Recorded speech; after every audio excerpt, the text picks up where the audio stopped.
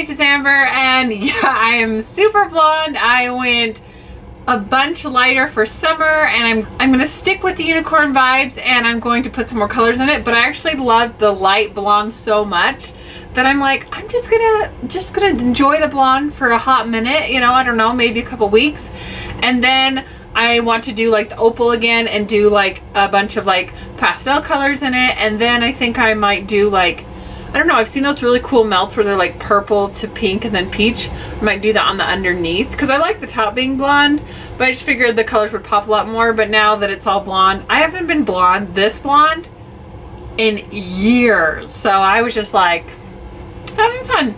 I need a little pick me up, so I figured why not be a little blonder? That makes life a little more exciting. All right, so today's video is going to be an update on my Pan That palette. So this year I have chosen the Urban Decay Naked palette. This was my first Sephora purchase. It is probably one of the palettes I've had the longest, and so I just felt like it was time to use it up, move it out, that kind of thing.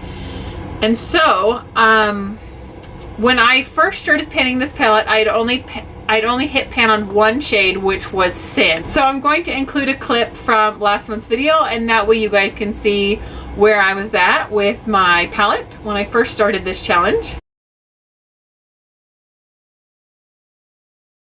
And let's take a look now. So the first thing I am excited to tell you guys about is I hit pan on another shade, which was Virgin.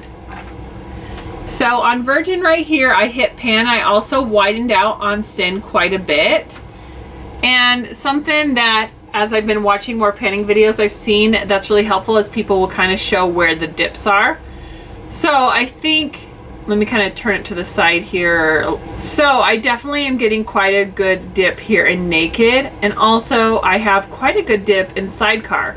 So for Sidecar, it's really glittery, and sometimes that can be hard to work with. So what I've been doing is I've been using a little bit of a mixing medium, and that way it stays on my eyelid and I don't get so much fallout.